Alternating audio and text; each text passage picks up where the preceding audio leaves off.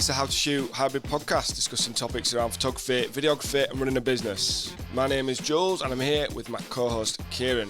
Thanks for joining us. You're more than welcome. Thanks for having me once again, Jules. You haven't kicked me out yet. It's good to see you, mate. And you. It's 7:30 in the morning. On this episode... I've got Jules up at 7:30 in the morning. Sorry, Jules. Busy day, Jules, so, you know. Well, I've got to put my hat on because I ain't even had time to sort my hair out. Yeah, well, I haven't got any hair and I've still got a hat on. I feel like I'm on school run. Yeah. On this episode, we are going to be talking about which camera system we use and why we chose it for hybrid photo and video. This is Sony versus Fuji. But before we kind of go any further, if you haven't followed the podcast, wherever you're listening, get that button pressed. Do it right now. Stop whatever you're doing. Obviously, if you're driving, in fact, no, hang on. Disclaimer, if you're driving, don't stop what you're doing. Because that could be disastrous and we don't want to get sued. But if you are able to, go and press the follow button or the subscribe button so that these episodes pop into your feed every time we do a new episode. We're going to be discussing some great topics that are going to be really helpful if you are a photographer, a filmmaker, or a hybrid shooter. And certainly if you're looking to move from one to the other, the stuff that we're going to be talking about in the coming weeks and months is going to be fire. I've never ever used words like that, and I've just used it. Down with the kids, man. You're down with the kids. There you go. Yeah, and we're going to be putting stuff out on the Instagram profile, so go and check that. There's going to be some short form video and stuff, little tips and tricks that we'll be putting out once we record them. So go over to How to Shoot Hybrid, all one word, on Instagram. Right, mate, let's get into this camera brand situation. Let's go for it. So, I'm Sony, you're Fuji, but let's rewind and talk about how we got there, if you've used any other cameras when you first started out, what cameras you could have or would or did consider, and then we'll take it from there. Yeah, let's go. So go back to when you started. I think before we say anything else, we need to say, like, this is just our personal preference, isn't it? About like what camera systems we use. If anyone else wants to use other ones, we're not like saying these are the only systems that are actually any good with it, because that's just not true these days, is it? But anyway, I started off many years ago. Sorry, mate. I just my take on the camera systems is it doesn't really matter. I don't care. It doesn't really matter to me what anybody uses. Yeah, exactly. Whatever works for them. Whatever works for you, and that's one of the kind of things that we'll probably come to at the end of this discussion. Yeah. But I think it's good to have this discussion because there are different choices out there, aren't there? And I think it's one of those things that people are definitely interested in. It's probably something that people spend way too much of the time talking about and thinking about. Yeah, absolutely. Is which camera's best? We're all guilty for that, they should get. Yeah, but I know it's a topic that people want to know about, and so I think hearing from people who have not only done photo, they've done video, they've done hybrid, and they've been doing it for years and been using that system. Yeah. So hopefully it will be useful, what we're going to talk about. Yeah, absolutely, yeah. So I started off many years ago with the Canon 650D when I first started out. I don't know if you'll remember that one, Jules. Mate, I'm too young for that. Yeah, well, no, too young in Korea. In Korea for that one. Too young in the business. I mean, that's when I was just doing videography. I wasn't doing photo at the time. And I just went up and progressed through the Canons, really. You know what? I can't even remember what model Canon I had before I switched.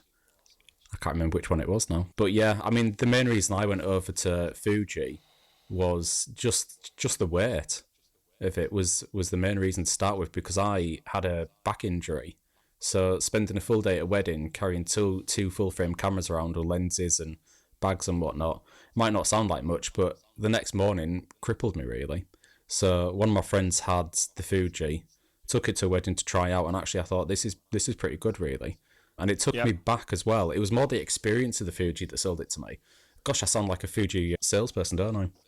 Ambassador. Maybe I should be. Hey, Fuji, want to get in touch? Yeah. Give me some freebies. I'll switch to Fuji if that's the case. yeah. Give me some freebies, Fuji, and I'll. Yeah. It's a new camera system there. Yeah. Fubi. That's what we'll do next, Jules. Great. It's just going to be just laughing all the way through, isn't it? But I can't remember where I was now. Yeah, so it was just the experience of the Fuji that got me, really. So it kind of took me back to the days of using the old traditional film cameras with like the apertures on the rings and whatnot. All the dials on the outside rather than going through the menu system and doing your settings. And they look pretty cool, don't they? Yeah, they do look cool. They do look cool. Yeah. Anyway, I started using it. You know what? Honestly, if I'm being totally honest, it did take me a while to get used to it and think, actually, is this a camera that I can use professionally? I think I started off with a Fuji X-T2. I did start off with a Fuji X-T2, and now shooting on the Fuji X-T4. So now, I mean, like the quality and the technology has gone up in them quite a lot recently. But yeah, I mean, like, I think everyone always hears about the Sony, don't they? And a lot of people, I think the majority of wedding shooters probably are on Sony now. If not, they've probably thought about switching to Sony. So I'm not going to lie if I said that I haven't thought about switching to Sony, but I don't know, there's the upsides and downsides to every camera system, isn't there? But for me, I think Fuji, I'm sticking with that mainly for a couple of reasons. I enjoy photographing weddings, and I think part of that is down to the camera itself. And secondly, everything that I've got is Fuji, so it's Fuji lenses, Fuji flash guns, everything. So to switch it out now would be a bit of a ball ache. Are we recording, Jules? We haven't forgotten to record this time. Yeah, we're recording. I was just making a little note, although it did look a little suspicious, didn't it? Like I was trying to sneak that record button on. Yeah, shit, I forgot to record. Don't tell Kieran again. But yeah, I mean, like, for hybrid reasons, the Fuji's pretty epic. It's really versatile in being able to shoot both. I think the only issue that I find with the Fuji is the autofocus system isn't anywhere near what it is on the Sonys. So I think pros and cons, that is one of the cons to it. But I mean, you can adapt to that, can't you? You can work ways out in how to overcome some of these issues. So I mean, that's really my experience with like cameras is Canon and Fuji. Cool. So I've got a boatload of questions off the back of that, mate. Okay. But if we take it back to Canon then, so the 60D is a DSLR. It's kind of one of the kind of entry mid-level cameras, I think, isn't it? It's pretty much what most people would get when they first start out. Yeah, or just a hobbyist photographer type thing, isn't it? Really, that type of camera. So and I guess when we are talking 10 years ago. Yeah. So at that point, camera phones weren't what they were. No, definitely not. So if you wanted to be able to take decent photos, you couldn't do it on your camera phone. You probably needed something like that 60D, or you needed one of the kind of bridge or point and shoot, better point and shoot cameras that were out at the time. I tell you what, this is going back even further than that. A little story. When I first decided I was going to do wedding photography / videography, my mum bought me a camera, and it was £400 brand new, and it was I think it was a Samsung. And I remember going to a wedding, and I only had like 2 batteries, and the batteries run out in about half an hour each, so about an hour. And then it had a little pack on it, and it had AA batteries that you could plug into them. Yeah, so I was literally running a whole wedding off AA batteries for the day. That was at least you had some way of powering it. I thought you were going to say you didn't. I thought you were going to say like, oh yeah, it got to after ceremony, and I was like, I ain't got no batteries. I can't do it.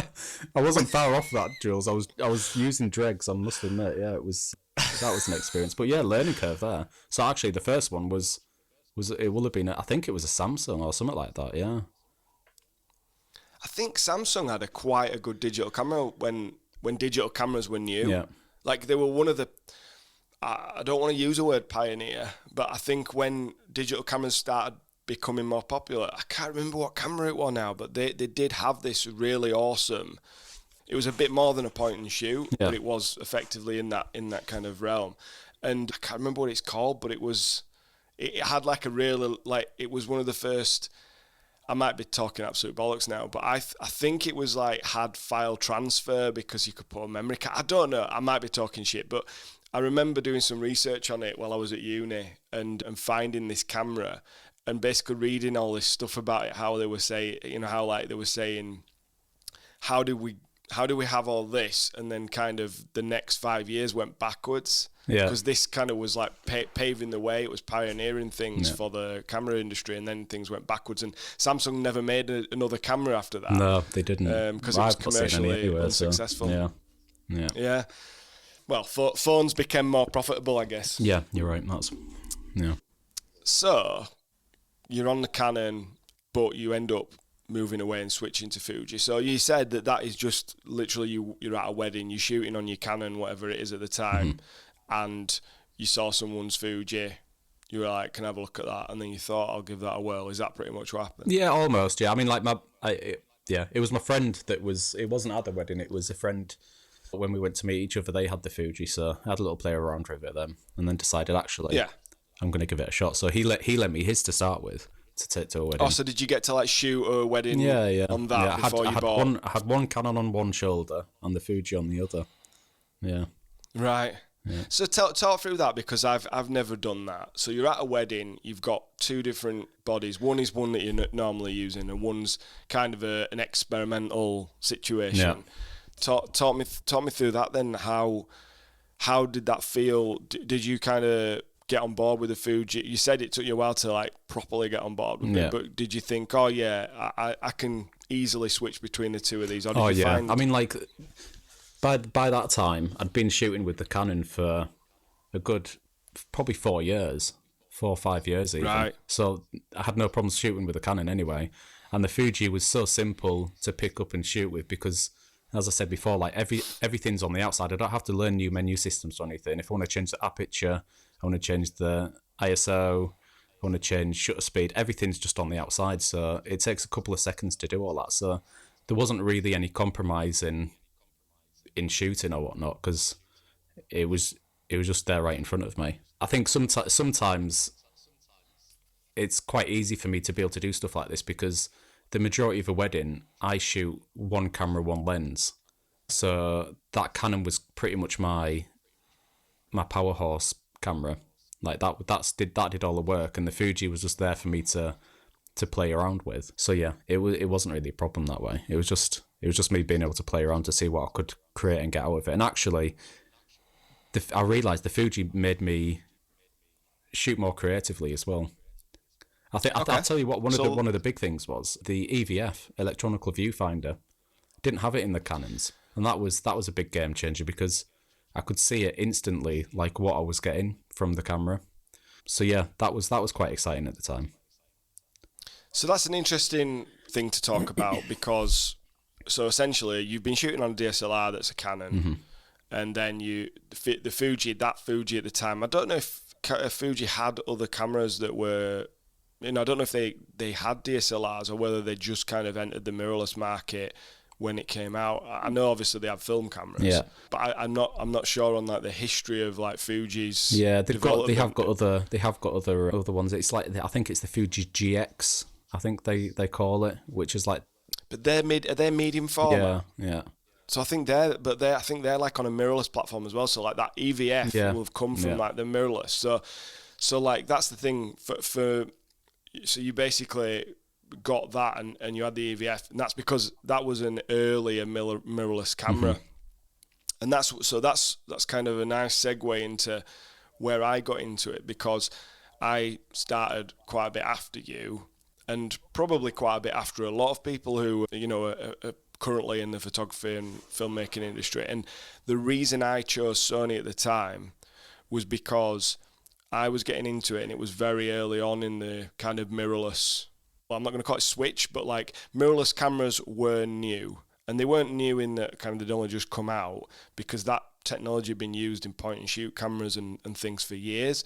But in terms of like using them as a professional, kind of on commercial work, whether that's weddings or other stuff, like people were all shooting on DSLRs, and people like thought I know when I first started turning up to weddings, not only was I inexperienced, I'd never shot any, but I also had these Sonys, and I saw you at my second wedding, so I don't know whether you thought this or whether, but I certainly noticed it when I was going to weddings in that first year or two, is that people would all be like, "Are you shooting on a Sony?"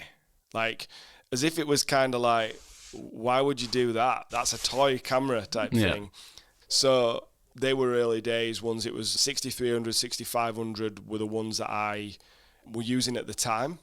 They were kind of sort of middle, like they weren't the bottom of the range, but they were kind of the middle. They weren't the really expensive ones that other people were using. And so I didn't know any different. I didn't start off with a DSLR. The only time I've used DSLRs is I used some at uni, and I've used other people's occasionally. And every time I've picked one up, I've been like, crikey, this is heavy. And this is like, doesn't feel intuitive to use. And again, so I was used to like that EVF from the start. I was used to being able to work with like a mirrorless camera that's so much smaller and feels a lot quicker. So was it the Sony that you had on that first wedding? Or I thought you were shooting on Panasonic or something at that time. No, it was Sony. Oh, was it really? And yeah, so I basically bought a couple of 6300s, which at the time had only just come out or very recently come out. They were quite kind of a pioneering camera in a way, because the cameras that Sony had out before that most wedding, I didn't really know many photographers that were using Sony at the time. In fact, pretty much none were. And when you fast forward 5 years, all the photographers are now, or not all of them, but most of them are using Sony. But there were none using it. They were all on Nikon or Canon DSLRs. You'd get some filmmakers using Sony, some using Panasonic, like a GH5 and stuff like that. And then you'd still get people using, Canon, Nikon DSLRs.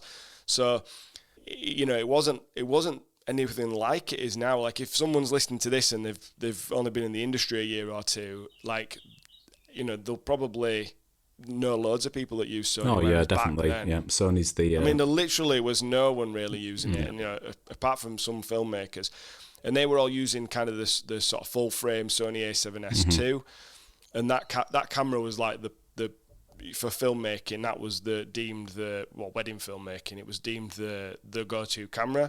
But I decided to go with the A6300 because they'd just come out. They were cheaper. I could get more bang for my buck with those. And actually, the technology in them was better. So whereas the A7S II was built on kind of a bit more older technology, the A6300 had like newer autofocus systems and stuff, and not as good as the ones that we've got in today's cameras, but for back then it was awesome. Yeah. Do you know what I mean? Yeah. Like the 6500, which was like a little update they brought out a few months after the 6300, even had like a touch screen focus. You could tap and at the time there was nothing like that on the market. So all this stuff is what I kind of started using to begin with. So to me, it was like, that's where I started. I don't have the experience of using all these other cameras, you see. Yeah. So, I mean, in a way I was spoiled, but also at the same time, I was thinking, it didn't seem that crazy or difficult to me and people would always talk about how they wouldn't use autofocus. So I don't know if you experience this, but particularly like with filmmakers, it's a bit different with photography. But for filmmakers, nobody like all of the tutorial stuff, all the education stuff, and people on YouTube, and when you'd go and talk to other videographers, they'd all talk about autofocus like it was a nasty word, for like filmmaking. Yeah. And I'm like, I use autofocus all the time. Yeah. See, I think this is where it's changed, hasn't it? Because autofocus years ago, like it wouldn't have stood the ground against like videography and weddings and whatnot. It would have just we'd have lost it. It'd have been out of focus. But these days, especially like the Sonys, I don't know about the Canons and the Nikons. I know they're supposed to be pretty good, but I think I've used one of your Sonys before, like when we've been shooting together. And like the autofocus is, I mean, like it's bang on, isn't it? Really, you can't really go wrong with it. From my side, the Fuji, the con is that the autofocus is mediocre. It's not the best. So the majority of the time, I do think autofocus is a dirty word because I shoot manual a fair bit because I know I can trust that. I mean, like if it's portraits and we're just having like some walking along shots and all that, the autofocus actually that's fine. But I think the problem is that with Fuji that if you're tracking, or even if you just got it set on autofocus, it'll hunt. It hunts a lot. So unless you've got an obvious subject in front of your camera, it's quite easy to lose it. So a lot of the time I do shoot manual in video. I mean, photo now is different, but yeah. Can you imagine shooting a whole wedding like autofocus for photo? Can you imagine, like, that'd be the most stressful day in the world? Manual, you mean? Shooting manual? Manual, yeah. I mean, hell. unless you literally used a really wide lens and then just set your focus and then just moved around. It happened. And didn't touch. It used to happen, didn't it? So. Yeah, exactly. But they didn't used to give the same coverage. Like, they didn't used to give the documentary type coverage that they give now. No. It used to be like, well, it doesn't matter because we're going to have you stood on one spot when I take a photo of you. I tell you what, it'd make you a better photographer if you could shoot everything manual, wouldn't it? Could you imagine? Yeah. Bloody hell. You'd have to be a lot more talented. Oh my god. Yeah. It does make it a lot easier these days, doesn't it, with the technology and whatnot, but absolutely. And I'd be the first to say, I probably wouldn't be where I am. I wouldn't have built a decent business in such a small space of time had I not had the technology to do it. Yeah, reap the rewards. I'm the first person to say that. Yeah. So if we kind of, go back to you've picked your Fuji. Mm-hmm.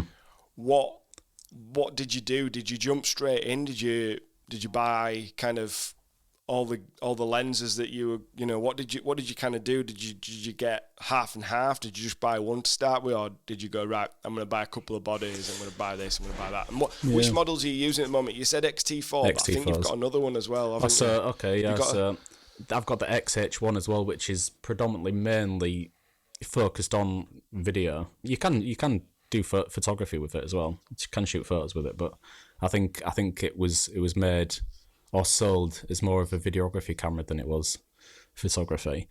But it didn't take me that long, to be fair. I think I shot maybe 2 or 3 weddings using the Canon and the Fuji, and then I decided to scrap the Canon and go all in with the Fuji. So I think I just waited for a bit of a down period in the wedding season, so I could change systems and not have really any issues with it. But yeah, it didn't take me long, a couple of months really, and then I was fully on board with it. But yeah, so I went from the the XT2, and then the XT3 came out, but I didn't really feel like there was much of a difference in the technology in these. I think the autofocus system was a little bit better and whatnot, but I mean, the XT2 did the job for me, so I didn't really feel like I needed to change. And then the XH1 came out, which is the video one. That's more when I started focusing on shooting hybrid, actually. So I decided to get 2 of them bodies. Same lenses again. It's the equivalent. So I've got a 23mm, which I believe is the equivalent to a 35, and a 56mm, which is the equivalent to an 80 or an 85. And that's because of the crop factor, just for anybody listening who doesn't kind of... Should have been more specific. No, it's cool. So the ones that you're using are crop sensors. Yeah. So yeah, that's the equivalent to. So anyone that's shooting like Sony and whatnot, it'll be a 35 and an 85. I think that's correct, isn't it? Yeah, if you're on full frame, yeah. Yeah. So yeah, same lenses. So really just put the XH1 bodies. Yeah, and they were pretty good actually for the film side of things.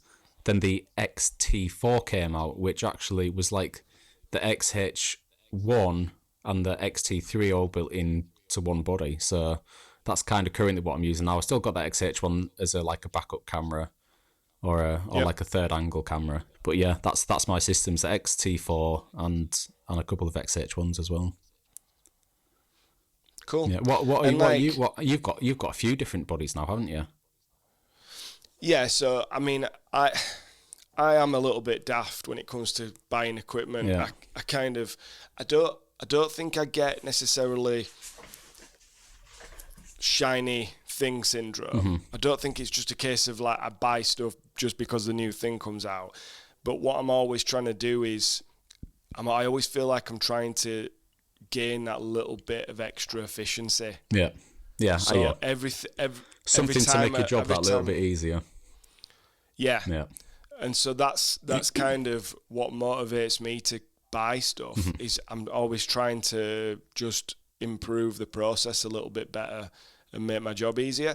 So I've had the different iterations of the Sony A7. So like I didn't get the 2 or the S2, but when the 3 came out, I had a couple of those. The Sony A9. So the Sony A9, I bought the Sony A9, which I was in my first year, and it was the most ridiculous, extravagant purchase. But I'll tell you a little kind of story behind why I bought the A9. Go on then. So I had my A6300s and an A6500, and I was doing okay with them. And actually, in hindsight, knowing what I know now, I was doing just fine with those cameras. But because I was watching all this crap on YouTube, and this is the reason for telling this story partly is because if you're new to this and you're starting out, don't get sucked into buying shit because everyone's telling you need it. So everyone was saying full frame so much better than crop sensor, so much better. You get so much more this and so much more that. And I'm thinking, oh, well, if I'm going to do this seriously, I need to get full frame. But at the time, the A7 III hadn't come out. Now, the A7 III was basically, the A7 series is like the camera that everyone gets. It's a nice balance between not too expensive, although they are expensive, and great features. But it's not the top of the end cameras. So that hadn't, the 3 version of that hadn't come out yet. I didn't want to buy one of the older versions. And the Sony A9 just came out, and this was like this crazy camera that had all these features that had never been put in a camera before. This is like going back into 2017. Yeah. Now I'm about to leave my job in the police, and I'm thinking my credit rating's going to plummet. So what I'll do is before I leave, I'm going to buy this on credit. Like there was a 0% interest thing through one of the camera companies. And I thought I'll buy this because I'll be able to get it because I've got a good credit score and I'm not self-employed yet. So I bought it, and then I was paying it off for the next couple of years. So I bought this Sony A9, and to be honest, that was a game-changing camera just because the autofocus was like insane on it, and there was, it had a lot of great features. Then very shortly after the A7 III came out, and I bought one of those. So I kind of run those for a little bit. Right. And then just over the years, they've brought newer cameras out, and the newer version of the camera. So now I've got a Sony A1, and I've got a Sony A7 IV, a Sony A7S III, and an FX30. The reason I've got 4 cameras is because obviously I'm doing the hybrid. I do photo and video, but I also was doing photo and video with Lindsay, or like another shooter. So sometimes between me and Lindsay, we needed 4 cameras, or even now when I'm shooting on my own, I can make use of the 4 cameras. So that's not, you don't need 4 cameras to be able to do hybrid or whatever, but it's just it was nice to have them, and it seemed like a good investment because I was effectively buying 2 lots of cameras, because there was 2 of us. So that's like kind of the reason for having all those. Now when the Sony A1 came out, that was a ridiculous purchase, but it's that good a camera that when the second version of that comes out, I will probably get it no matter what it costs. There you go. Yeah, because that's the criteria for me is if it helps me do my job better than anything else. Well, obviously, if I couldn't afford it, I wouldn't. But if I had the spare money to do it, it would be a no-brainer because that camera's so amazing. I can't imagine what the second version of it will be. Yeah, ambassador of Sony right there. Yeah. Yeah. Yeah, gives a call. I mean, like if anyone's listening and they want to start shooting hybrid, even if it's just photography or videography, like I'll even hold my hands up. Fuji is probably not as reliable in a lot of the ways that Sony is. So to make your lives easier, going down like the route of Sony, I believe the Canon R6 is not far behind either, actually. Yeah, the Canons have definitely made massive strides in the last few years. And maybe one of the Nikons as well. I'm not sure which model, but I mean, to be fair, Fuji, I can understand why people kind of put Fuji to the bottom of the list. Like it's not always the most reliable in like autofocus and light and stuff like that. So yeah, if you're listening and you want like the easier option, stress-free option, I'd probably go down the route of one of them. I'm not really selling Fuji right now, but yeah, I mean, it's what I'd suggest is pick up a few different cameras and play with them. see what you think. And a lot of the time as well, it's down to like how you feel, how it feels in your hand, and like the experience that you're getting from it as well, doesn't it? Absolutely. And the thing is, like with the Fujis, you can tell me what you think about this, but they recently released, is it the 100 Mark something, Yeah. XF 100 or something, and that's like is that a rangefinder type camera? I haven't read much into it, to be fair. I wouldn't be able to tell you right now. I'll research and let you know in the next. But it just seems that, like, I just saw them release that and everybody was talking about buying it, but not necessarily buying it for work purposes, but like buying it for recreational use, like for fun, because it's such a, everyone says it's such a nice camera to use, and I never know with stuff like this if it's just a trend, if it's just like it's cool to own this camera, or if it's like actually gives you, it's such a great experience. But you've never used one of those cameras? Haven't. I've seen a few people. I mean, there's a couple of people I chat to and follow on Instagram and whatnot that are like travel bloggers, and they use them quite a lot. And I think the thing, right, from my point of view anyway, the color science in the Fuji films I think beats any other camera. So when it comes to like the editing side of it, when I want to create like the look I want to create, there's not much in the editing side of things that I actually need to change. Right. Like color wise anyway. So I mean, I think Sony, I know a couple of people down south, photographers down south, that actually they shoot JPEG, and they set the profiles up in the Sony. So yeah, you can get away with it that way. You can set profiles up in Sony, can't you? You can change the settings. So the Sonys have got either picture profiles, which you can shoot in. Yeah. That would be more, you would use that more for things like video, to be able to get a flatter image, like shooting like a log profile, or to have a profile that's going to give you slightly less contrast, slightly less saturation, or you can kind of manually mess with those. You can also do something where you can actually manually change the values. Yeah, so it's similar to Fuji then, really. I mean, like Fuji, they've got 4 or 5 different like film simulations in the settings, so you could select.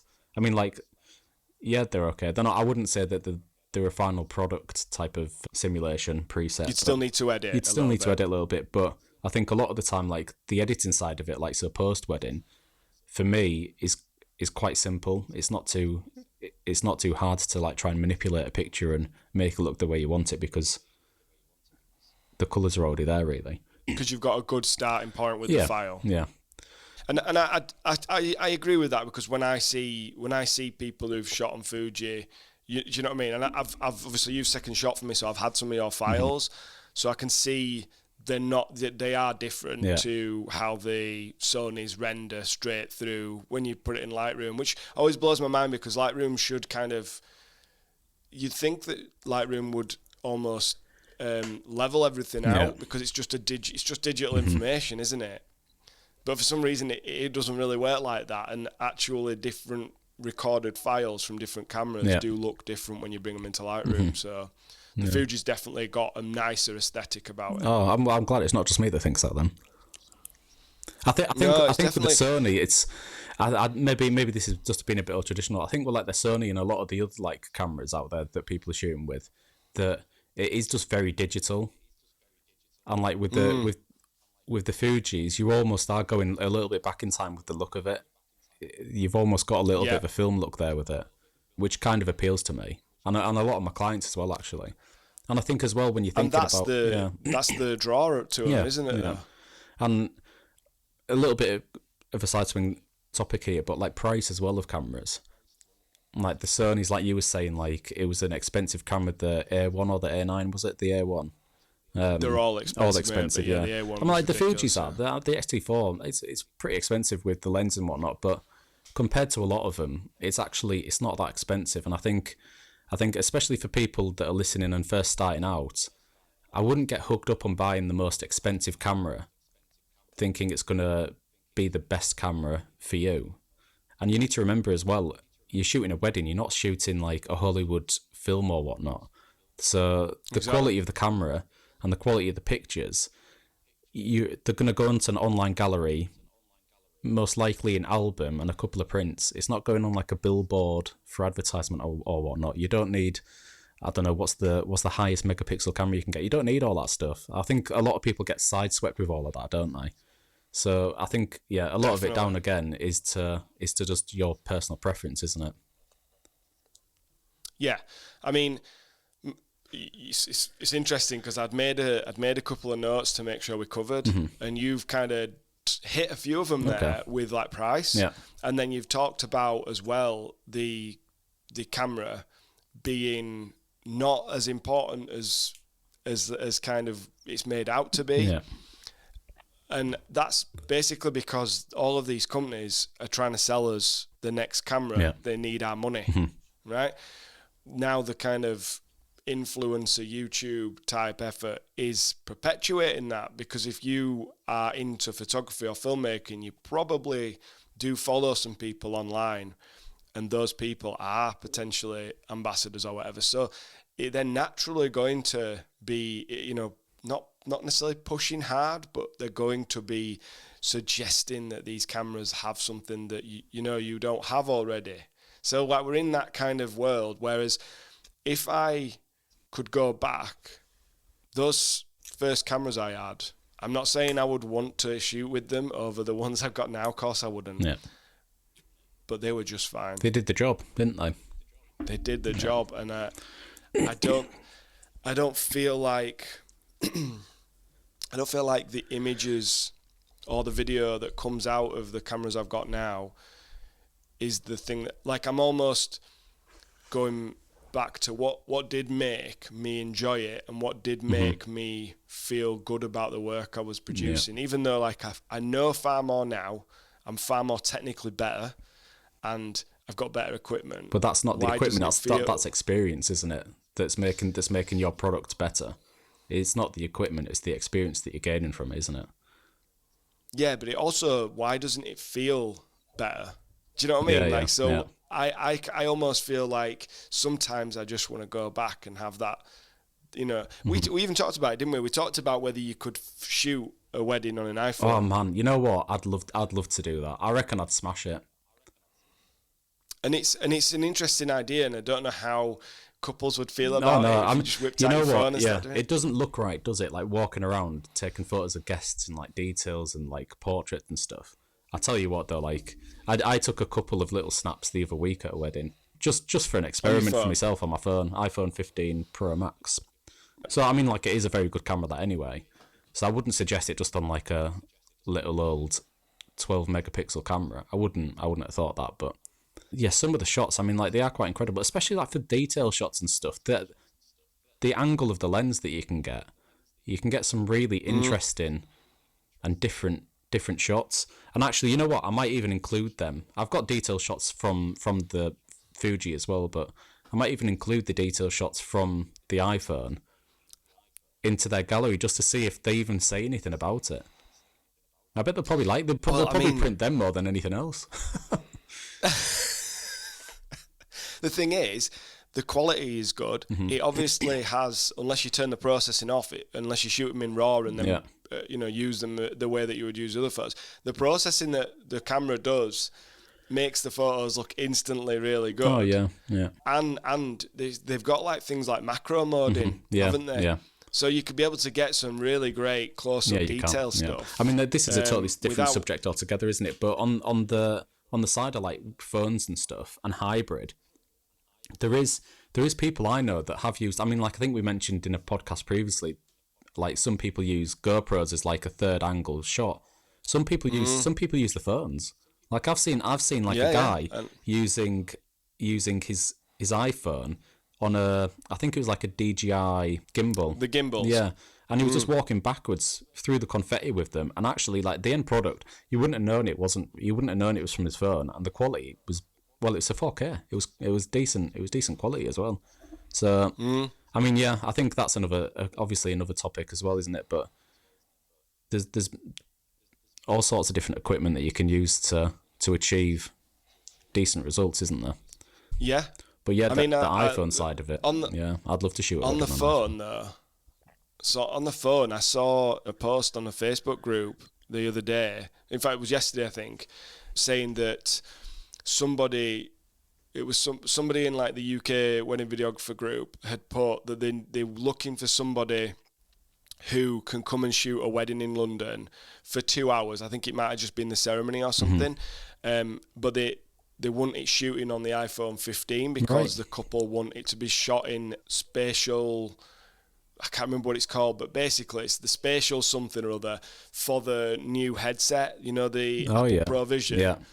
And so there's only only thing you can film that will look right on that and do the sort of 3D-ness is the iPhone 15. Hey, that's a pretty cool idea. I like that. That's the thing. I thought, do you know what? There's a market for it. And it'll be a small market now. You shouldn't have said that on the podcast. That could have been our little niche, that, and you've just bloody told the world. Jesus, Jules. We'll discuss these topics before. Mate, it's not one of those things that many people are going to get into. I mean, I kind of bought a 360 camera, when they first came out, thinking, I want to see what this looks like at weddings, and I've obviously never ended up incorporating it into my workflow. Yeah. I'm gonna use it for a slightly different thing, but we'll talk about that another time. But like the thing is that there are all of these new tools coming out, and in 5 or 10 years from now, the way that we absorb, again, we're going into different topics, but the way we absorb as photos and videos will not necessarily be the same as it is now. No. So it is, we're talking about brands of camera, and we're talking about like what is the benefit of shooting on different ones. But actually, 5 or 10 years from now, whatever you're shooting on, we might not be using it in the same way. That's why hybrid is so relevant in a way, because forget whether you do photo or video. In 10 years' time, it might be, well, do you shoot in virtual reality? Yeah, it probably will be. That's crazy, isn't it? Yeah. And if you don't, then we're not interested, because we want our wedding film and our wedding photos to be. We want to be able to immerse ourselves in them. Yeah. That's an interesting one. That is interesting. Yeah. It's a good topic to talk about in the future. Yeah. But I mean, going briefly back to shooting a wedding on an iPhone. There was a blog not long ago from an Australian guy who entered a wedding photography competition, and he had to deliver his full gallery to the judges. The judges, that's the word. So he entered and he won, and then he announced afterwards that it was all shot on an iPhone. Mental. And did they get annoyed? Did the judges get annoyed? Didn't. They didn't allow it. They cancelled the. Really? Oh yeah. But he just wanted to. Why? I don't know. He wanted to prove a point. And I tell you, like, some of the photographs were incredible. I think you can. I think a lot of it was like when you looked at his photographs. That, again, another topic. But when you're walking around with a camera, people and if people see you, they're instantly not going to be natural. They're going to be either staring at the camera, smiling, or kind of like looking away from you, aren't they? A lot of people like turn their heads, so you've kind of got to be a little bit of a ninja at weddings, haven't you? And just sneak around, and when you see something, you're going to run up and snap it and whatnot. But I think a lot of his photos, people are used to taking photos on phones. Like there's no phases, there's no worry about it. So if he's walking around with an iPhone taking photographs, people aren't going to panic. You haven't got a lens in your face or anything like that. It's just a phone. People are used to that. So I think he was actually getting much more relaxed. I think he was getting a lot more like natural reactions and like being able to like actually just see people for who they are rather than. So it was quite interesting. Yeah, I'll send you the link. You can have a look. Yeah, send it over, mate. I'd like to see that. I mean, I find it interesting that the judges. Yeah, well, that's sort of the dick move that pisses me off about the industry. Well, you know what? It's just too snobby. Yeah, there'll be people that have switched off from this podcast potentially about quality of cameras and whatnot, and us saying that quality is not always the be all and end all of things. But you get the camera snobs, don't you? That's fine if that's what they want to go down in. Sort of bringing it back to Sony and Fuji, the Sony cameras that I use, so I use obviously the different ones that I've mentioned. One of them's the Sony A7S III. That camera's now been out, I can't remember I think it came out in 2020 or 2019, but it's been out like quite a few years now. Sony haven't replaced that camera, so that's still their best video focused camera. And so because you don't shoot Sony, and if anyone don't shoot Sony, it's basically they have different names for the different cameras and the S range is supposed to be, I think, for sensitivity to light. So it shoots really good in low light, but it also is that's the one that the kind of sensor that they developed for video. So that camera's mainly for video. Mm-hmm. But it's a photography body. It's a hybrid camera. But that one's only got 12 megapixels. Yeah. So that's quite low for a modern camera. Obviously, the Sony A7 IV, which is the one that most people will use and most people will buy now, if they're getting a full frame one, that's got 33 megapixels. So it's got like, almost 3 times as many. And the A1's got 50 megapixels. Mm-hmm. So basically, I'm using those 3 cameras at weddings. I'm using the A1. That's my main. I'm getting most of my photos with it for lots of reasons. One of them being that it's completely silent. The silent shutter on it is like amazing. You don't get banding and stuff like that. So it's great for that, and it's very quick. But I shoot photo on the A7S III as well, and I deliver those 12 megapixel photos. Nobody ever says anything. Oh, really? I've printed them out. That's interesting. I've printed them out massive. I've like printed them out. I've got a photo on my wall at home that's the kids, Lindsay and the kids, and I've blown it up. I'd say about A1, A2 size, and it looks great. You can't tell that it's not as good as the other. And I think that's the thing, isn't it? Like, that's probably the biggest someone's ever going to really blow their pictures up, like the wedding photos, anyway, isn't it? I mean, like, I think I've had Jen and Elliot that we shot a wedding for. They probably printed out A1s. A couple of A1s, and I think that's the biggest print that anyone's ever printed whilst I've been shooting in the 10 years. So yeah, I don't think, I mean, like 48 megapixel. I mean, the Fuji X-T5 just come out. That's a 48 megapixel, and I think A1 was a 51. Was it? Did you say? Yeah, it's 50-ish. I mean, it's mint. I mean, like, the crop that you can get in on that and whatnot, perfect, isn't it? But it's not. You don't need it. It's just a luxury, isn't it? The thing is with the A7S III, so like it always comes up. I see it in groups all the time about whether people will be like, well, I don't know if it's good enough for photo. Mm-hmm. Do you know what I mean? Yeah. And again, it's. Can you remember if we go back 10 years, most of the cameras weren't even 12 megapixels. Yeah. Like I know loads of people who will talk about when they first started, their first digital camera was like 4 or 5 megapixels. Yeah. And they were using that in a professional capacity. They were, and that's when people were all having albums and prints. Yeah. They weren't, nowadays most of it's digital, isn't it? Yeah. So I don't think we've actually even come to a conclusion of Fuji versus Sony, but Fuji wins. Right. Well. Fuji. There we go, everyone. Fuji wins. Go buy yourself a Fuji. Well, that's the thing, isn't it? What is the conclusion then? If we're still going to wrap it up, what is the conclusion? I think the conclusion is that it doesn't matter. It doesn't matter what you're shooting. As long as you enjoy shooting on your system, then carry on using it. As long as you feel confident in it. Yeah.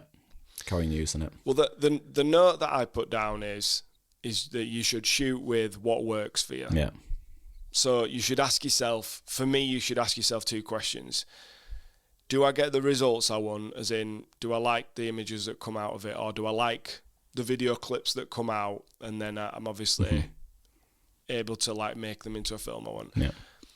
And how efficient is it? Yeah. They're the 2 things for me. Yeah, absolutely. And they're the reasons I buy new cameras based on it. Does it give me features that will make my workflow more efficient? Yeah. Not at this point, I don't think quality even comes into it because they're all amazing quality out there. I think before we wrap it up, it might be worth running through a few points of, if you're going to be shooting hybrid, the benefits of like the Sony versus the Fuji. So I think or even any camera. So if you're looking to buy a camera for hybrid, like for me, my main issue when I come to shooting hybrid, especially when they want a full ceremony and speeches, and Jules will back me up on this because I always beg him to shoot the full ceremony and speeches, is that I've got a record limit on my cameras of, I think it's around 25 minutes record time. Right.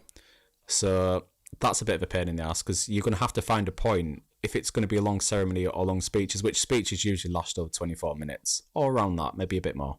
You're going to have to find a point where you're going to have to press record on that or them cameras again. So, I mean, like, obviously B-roll is important to be able to cover them gaps. But ideally, you want to be shooting and recording the whole way through, don't you? So I think a couple of your cameras haven't got a record limit, or they're a lot longer than 24 minutes anyway. Well, if I go back to the beginning, I was shooting on the A6300, A6500, the A7 III. They all had 30-minute record limits. Yeah. But now Sony have removed all that. So all of the newer Sony cameras that come out haven't got that. Yeah. And that's actually one of the boxes to tick when I was changing my cameras. So I didn't want any of them to have that record limit.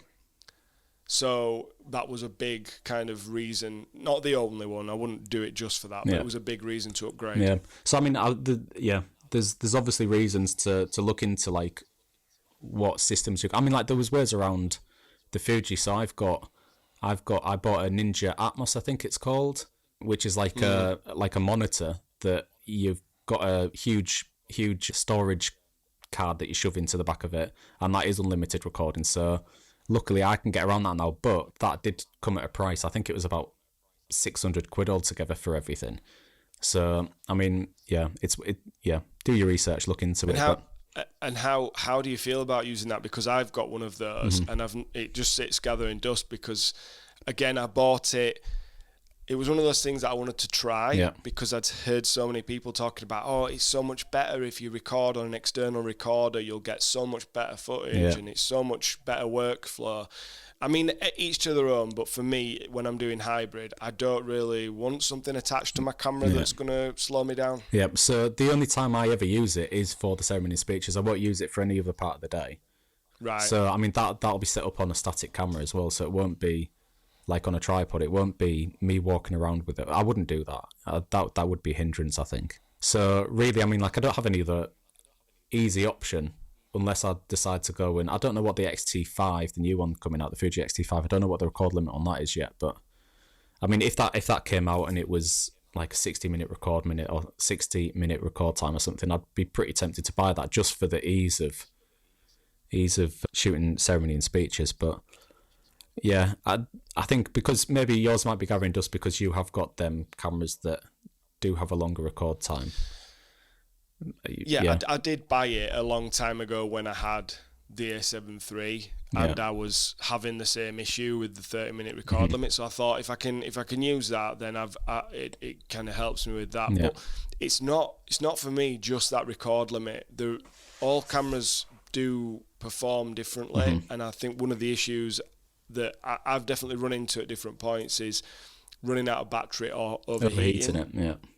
See, that's to me, that is a consideration. That's one of the pros of the Fuji, that I've never had it overheat before.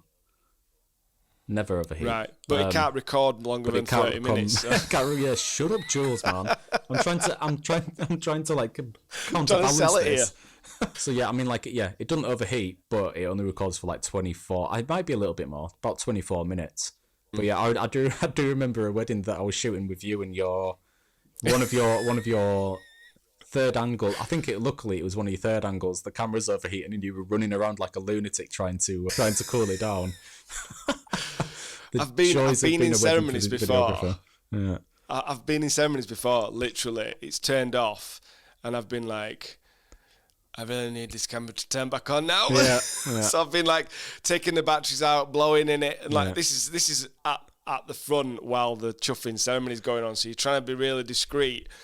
Like, clearly your camera's no longer recording because you're holding it upside down and blowing into the battery compartment. Yeah, exactly. Yeah. What the hell's this guy doing? Yeah. But yeah. Another one with Sony, which I see all the time on Facebook, our groups and whatnot. Like, shutters falling out. What the hell is that all about? Yeah, it's a known problem what is that? on the A7 III, which is probably, I would imagine, one of the most popular cameras ever bought, you know, in terms of like how many units they've sold. And so many of the shutters fail on it, and it looks horrendous. And obviously, if it happens mid-wedding, you know, well, hopefully you've got another body, haven't you? But I mean, to be honest with you, like I mean, you know, I've been talking to you quite a long time about possibly switching over to Sony and whatnot, just to like make my life a little bit easier. But yeah, I think one of the things that does stop me from doing that is seeing the amount of times a bloody shutter falls out of the camera. It worries me a little bit. Fortunately, it never happened to me. Yeah, well, touch wood, don't want shit like that happening. And generally the build quality on them is decent, even if they don't have the reputation. I had one. I was in the middle of a wedding once, and the hot shoe fell off. Right. I had a flash on it at the time, and it had been getting loose. Yeah. So it's one of those things where it wasn't something I could just tighten up with a screwdriver, and I was like, I'm in the middle of wedding season here. I can't really send my camera away to get repaired. This was on, I think this was on my E89, and then in mid-wedding, the freaking hot shoe falls off and I'm screwed. Yeah. But, you know, I got that repaired under warranty. I can't think, other than like I had a problem with a lens that I had to pay to get fixed. But other than that, I've not really had any issues with them. No, I think with the Fuji, I'm pretty clumsy. I've dropped the cameras a fair few times and nothing's happened. I think the only time something went wrong, and again, you were shooting with me, was I dropped the camera while at the bridal prep, and my 56mm 85 equivalent broke, so I ended up having to shoot with one of my backup lenses, which I hadn't used in years, which was like a 18 to 55 or something. I don't know what the equivalent of that one is, but yeah, that was the only time it broke. And I think I remember you were there with me, so you had to cover part of the speeches for me on that one, because normally I shoot a long distance one with the 56. But yeah, apart from that, I mean, like the bodies themselves are rock solid on them. But yeah, I love the build quality on the Fujis. Yeah. They look the part, don't they? Yeah, so they are cool. They're pretty. We're kind of doing pretty. A bit of a returning back into it now. We're starting to have a fight here. Let's do it. I'm ready for it. I do like the way that they look, whereas the Sonys, they do just look clinical, don't they? Yeah, they do. Yeah, I don't know. I feel like for me, you know how to use it. Like you've set it up the way you want to set it up, your Sony. But the couple of times that I've picked one up, maybe this might sound daft as well, but when I'm like photographing the portraits and everything, like I'm literally just holding it and clicking the button. There's no thinking about it whatsoever, and it just comes across a little bit too easy for me. Do you know what I mean? Like I kind of want to work to get the image that I want. That sounds really cringe and cheesy, doesn't it? But I want to be able to see the process of like how I've created this image. So like when I'm having to paintbrush. Get the paintbrush out. So when like I'm changing like aperture manually and like the ISO and like your shutter speed and whatnot, like I know what process I've gone through to capture this image. Whereas like with the Sony, they're so good that you're literally just holding it and taking the photograph and it pops out. Do you get what? I've got it in manual mode as well. Yeah, I mean, I'm not shooting. Yeah, but the thing is, auto. like, I don't know how to set up like manual mode and whatnot on the Sonys and like do all the manual side of it, because it's a lot of it is like in menu, isn't it? Whereas like the Fuji, it's all to hand. As far as I'm aware, anyway. Like I've only used the Sony maybe 3 or 4 times, but very briefly.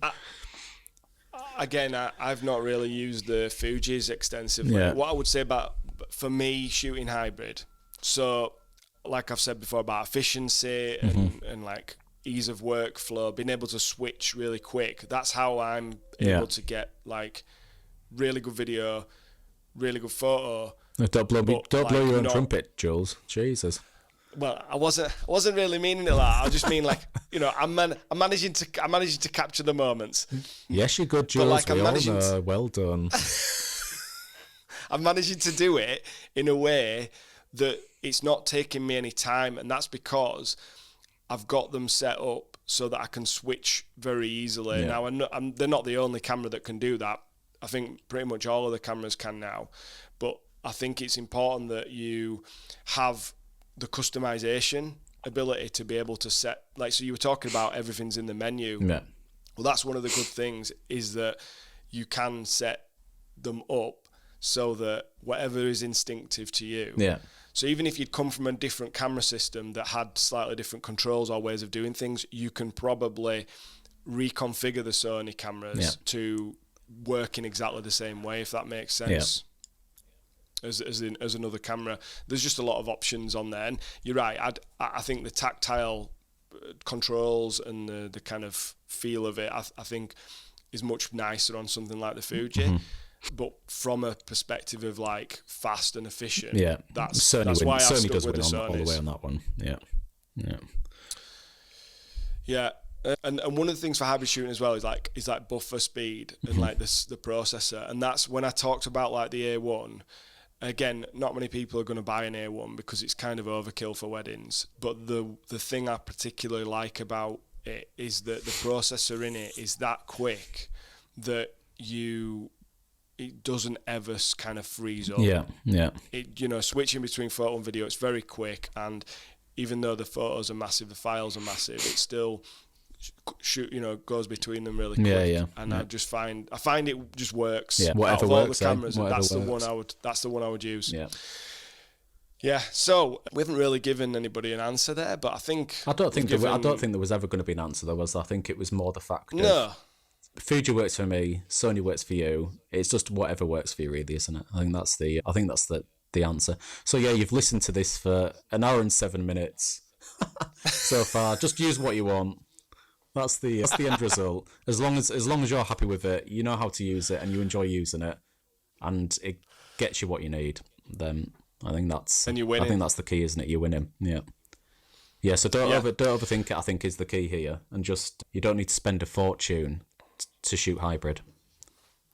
Well, just to know, technically, this is the thing that I shot my first.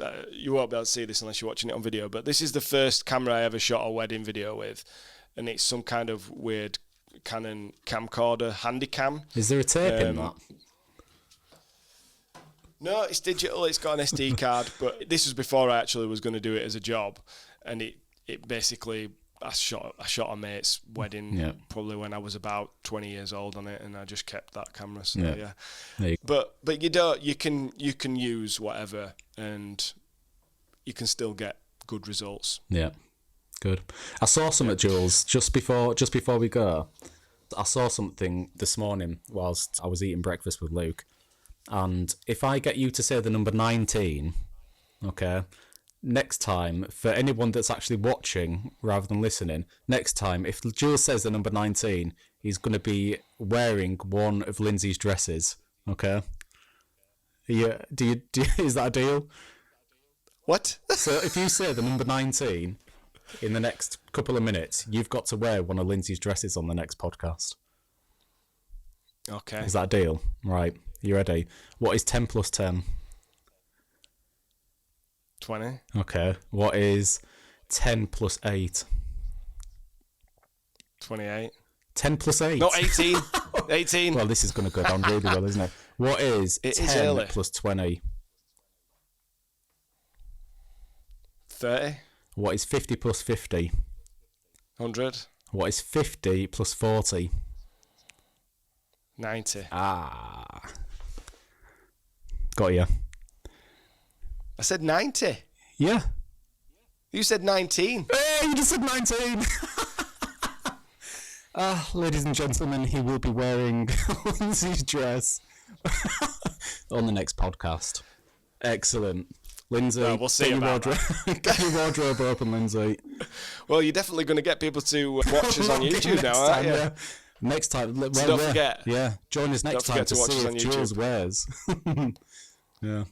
Right, yeah. Anyway, conclusion is, Jules. Conclusion is use a thing that makes sense to you. Yeah, that's the one. We're going to go for Song of the Week just before we wrap up. So I'm just bringing it in now. This week, well, before we go, this is another music song using Music Bed because it just gives the best music in terms of all the different platforms out there. Other platforms are available, we're not sponsored. So this is Prism, We Were Young. It's a bit more of an upbeat track. It's really good for like the dance floor. It's a bit more alternative 80s vibes. It's not slow and soppy, it's more like for when things get going. So yeah, great synth and sax in there. and it's been great. Cheers for the podcast this week, Kieran. No, thank you for having me on again, Jules. Don't kick me out next time. Right, I've had a very good talk about that, and Sony wins. I'll see you later, pal. See you later. Catch you later.